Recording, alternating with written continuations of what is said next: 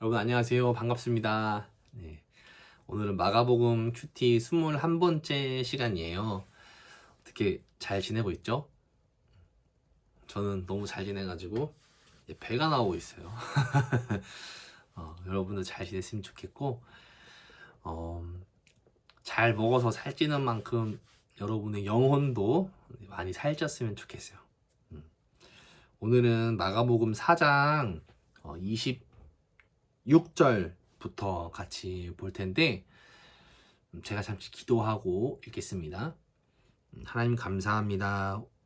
오늘 마가복음 묵상하는데 우리에게 지혜가 부족합니다. 하나님께서 우리에게 지혜를 주시되 단순히 이해하는 것을 넘어서 우리의 각자의 삶과 처한 현실에 잘 연관지어서 생각할 수 있고 또 도전받고 또한 실천할 수 있는 그런 삶까지의 연결을 바라오니 우리에게 지혜를 주시옵소서. 예수님의 이름으로 기도합니다. 아멘. 제가 26절부터 읽을게요. 또 이르시되 하나님의 나라는 사람이 씨를 땅에 뿌림과 같으니 그가 밤낮 자고 깨고 하는 중에 씨가 나서 자라되 어떻게 그리 되는지를 알지 못하느니라.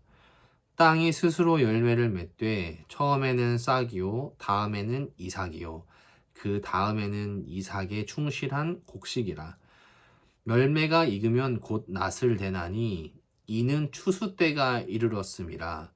또 이르시되 우리가 하나님의 나라를 어떻게 비교하며 또 무슨 비유로 나타낼까? 겨자씨 한 알과 같으니 땅에 심길 때에는 땅 위의 모든 씨보다 작은 것이로되 삼킨 후에는 자라서 모든 풀보다 커지며 큰 가지를 내나니 공중의 새들이 그 그늘에 깃들일 만큼 되느니라. 예수께서 이러한 많은 비유로 그들이 알아들을 수 있는 대로 말씀을 가르치시되 비유가 아니면 말씀하지 아니하시고 다만 혼자 계실 때에 그 제자들에게 모든 것을 해석하시더라. 아멘. 자, 이 말씀은 같이 읽긴 했지만 여러분들이 목사님 또 비유예요 할 수도 있어요. 근데 이 비유가 그렇게 어렵지는 않습니다. 일단은 이거부터 시작을 해보죠. 이 두 가지의 비유인데 공통된 소재가 있어요. 예수님 무엇을 가지고 비유로 말씀을 하셨죠? 네, 맞습니다. 씨앗으로 심겨진 식물이 점점 자라는 그 식물의 생장을 가지고 하나님의 나라를 비유로 설명하셨어요. 첫 번째 비유에서는 식물이 심겨져서 풍성한 곡식을 맺을 때까지 우리가 자고 일어나고 하잖아요. 그런 모든 과정 속에서 식물이 어떻게 그렇게 커가는지에 대해서 우리가 다 확인할 수가 없고 알 수가 없는 영역이 분명히 있잖아요. 근데 그것처럼 첫 번째 비유에서 하고자 하는 말은 식물이 자라는 것을 우리가 다 알지 못하는 만큼 하나님의 나라도 이렇다는 거예요.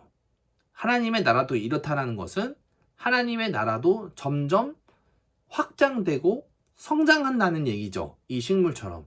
근데 그 과정을 사람이 다 알 수는 없다. 이걸 말씀하신 거고요. 두 번째도 식물이 자라는 건데 좀 비유가 독특하죠. 씨앗은 씨앗인데 무슨 씨였죠? 네, 겨자씨. 겨자씨가 저는 실제로 본 적은 없어요. 근데 깨보다 또 작은 것 같아요. 이 깨보다 엄청나게 작은 씨앗이 심겨져서 어떻게 되는가 하고 보면 그늘이 생겨서 다른 새들이 잠깐 쉬어갈 만큼 나무가 된다는 거예요.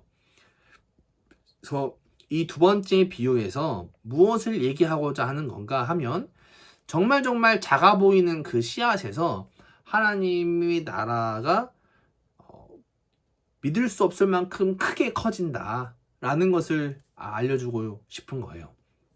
자, 첫 번째, 하나님 나라가 커가고 성장하고 확장해 나가는데 그 과정을 사람이 다 알 수는 없다. 오케이. 그리고 두 번째는 그 작은 씨앗에서 그늘이 생기는 나무가 되는 그 크기의 확장만큼 하나님의 나라도 처음에는 이만해 보이지만 나중에서는 이만큼 커진다라는 거를 보여주는 게 두 번째예요. 이해되죠? 근데 이쯤 하면 조금 한 가지 질문이 생길 수도 있어요. 그 질문이 뭐냐면, 이 목사님, 천국은 그 성경에 보면은 아픔도 없고 눈물도 없고 뭐 그런 곳이라는데, 그럼 이미 완성된 나라 아니에요? 라고 할 수 있잖아요. 그쵸? 근데 오늘 우리가 읽었던 비유에서는 하나님의 나라가 씨앗으로 심겨져서 점점점 커간다고 얘기를 했어요. 그쵸? 자, 이때 중요하게 여러분들이 짚고 넘어가야 하는 포인트는 뭐냐면, 성경에서 하나님의 나라라고 할 때에는 저 위에, 우리가 상상할 때 저 위에 우리가 죽어서 가는 하나님 나라만 있는 것은 아니라는 거예요. 특히 이 부분이, 이 두 비유가 강조하고 있는 것은 저 죽어서 가는 천국보다는 이 땅에서 점점 커져가는 하나님의 나라에 관해서 이야기하는 것이다 라고 이해하는 게 정확합니다.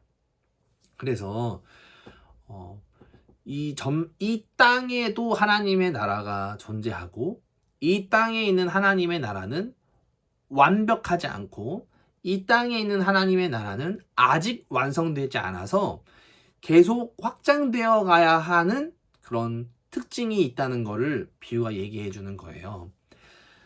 근데 이 부분을 통해서 제가 해주고 싶은 이야기가 되게 많은데, 간단하게 이렇게 생각해 보면 좋을 것 같아요. 여러분, 이 땅에 있는 하나님의 나라는 다른 게 아니고요, 바로 하나님을 믿는 사람들이 하나님의 나라예요. 오. 이 하나님을 믿는 사람들이 모인 그곳이 바로 천국이거든요. 예수님이 말씀하시는 바로 하면 그래요. 왜 그러냐면, 하나님을 믿고 하나님을 믿는 사람답게 하나님의 뜻대로 행동하는 사람들이기 때문에 바로 그것이 하나님의 나라라는 뭐 그런 뜻이에요.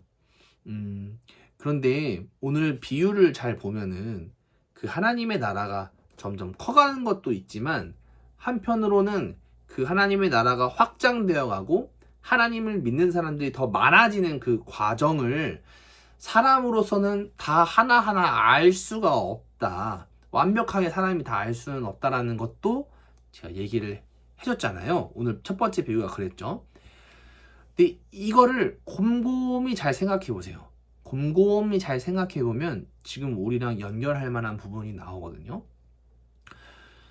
저는 이걸 통해서 무슨 생각을 했냐면, 하나님의 나라는 분명히 그 확장되어 가는 거를 사람이 다 알 수는 없어요. 벌써 몇 천 년 역사잖아요. 다 알 수는 없는데, 분명한 거는 그 하나님의 나라가 커지는 과정에서 반드시 하나님이 사람을 사용하셨다는 거예요. 제 마지막 말 들었어요? 다시 한번. 하나님이 하나님의 나라를 확장시켜 가는 데에 우리가 그 모든 과정을 다 알 수 있는 것은 아니지만, 반드시 하나님은 혼자 일하지 않고 사람과 같이 일하셨다는 거예요. 이해되죠? 이걸 한번 생각해 보면 저는 곧바로 누구가 생각나냐면 예수님의 제자들, 그리고 사도 바울이 생각나요. 예수님의 제자들이 이제 사도가 되어서 예수님이 이 땅에 계시지 않을 때 여러 전도와 또 설교와 또 여러 가지 것들을 감당했단 말이에요. 근데 이 전도라는 게 쉽지가 않아서 정말 많은 고난을 당해야 했고, 또 많은 희생과 헌신, 그리고 하나님을 향한, 예수님을 향한 그런 충성이 변함이 없었어야 됐거든요. 근데 이 사도들의 마지막은 어떠했냐면, 다 그런 건 아니지만 대부분이 예수님을 믿지 않는 사람들에 의해서 순교, 죽임을 당했습니다. 그 예수님 때문에 목숨 거는 사람들이 있었기 때문에 지금의 교회, 지금의 기독교가 있는 거거든요. 우리나라에 기독교가 들어오게 되는 과정, 그리고 우리나라에 성경이 보급되는 과정을 보면 다 누군가의 희생과 헌신과 죽음이 있었어요. 그것처럼 우리는 눈에 드러난 것밖에 확인을 못하기는 하지만 하나님은 그렇게 하나님의 나라를 확장하시기 위해서 하나님께 충성된 사람들을 사용하셨단 말이죠. 근데 이쯤에서 돌아와야 하는 것은 뭐냐면, 하나님은 지금 이 땅에 있는 하나님의 나라가 완성되었다고 말씀하시지 않으세요. 예수님 때도, 예수님의 제자인 사도들의 시대에도, 우리나라로 기독교가 들어오던 조선 시대에도, 그때나 지금에나 늘 하나님의 나라가 점점 더 확장되어 가기를 원하시고, 또 하나님께로 돌아오는, 하나님을 믿는 하나님의 백성들이 많아지기를 여전히 기대하시고 일하시는 분이 하나님이시란 말이에요. 근데 지금도 일하시는 하나님이 사람과 늘 함께 일하셔요. 혼자 하셔도 되는데 사람과 늘 함께 하신단 말이에요. 이쯤에서 저는 여러분들을 봤으면 좋겠어요. 하나님이 하나님의 나라를 확장시키기 위해서, 하나님을 믿는 사람들을 더 많아지게 하기 위해서 지금도 누군가를 찾고 계실 거예요. 이 친구가 참 일을 잘하려나? 이 친구는 배신하지 않고 참 충성을 다하려나? 이 친구는 정말 하나님의 나라, 내 나라에 열심을 낼 수 있는 사람인가? 이 사람은 정말 나만 있으면 된다고 하는 그런 사람인가? 정말 이 시대에 정말 하나님을 예배하는 그런 사람인가를 하나님이 찾고 계신단 말이죠. 지금 이 영상을 보고 있는 당신, 우리 학생에게 하나님이 예를 들어서, 찬영아, 내가 너를 꼭 들어서 내 나라를 세워가는 가장 앞장서는 사람으로 세우고 싶어 라고 하나님이 말씀하시면은 어떻게 대답할 것 같아요? 하나님, 저도 이 땅에 있는 하나님의 나라가 더 확장되고 예수님을 믿는 사람들이 많아지기를 바랍니다. 저를 기필코 써주세요 라고 할 건지, 아니면 예수님, 그것도 좋지만 저는 이 땅에 즐기고 싶고 누리고 싶고 하나님의 나라가 커지는 것보다는 저에게는 좀 더 중요한 것들이 있어요. 이것 좀만 하고 그 다음에 생각해 볼게요 라고 할 건지, 저는 그런 측면에서 이 큐티를 하시는 분들이 그렇게 자기와 함께 연관을 시켜보면 좋겠다고 생각을 합니다. 네, 하고 싶은 말만 계속 생각나는데 여기서 그만해야 될 것 같아요.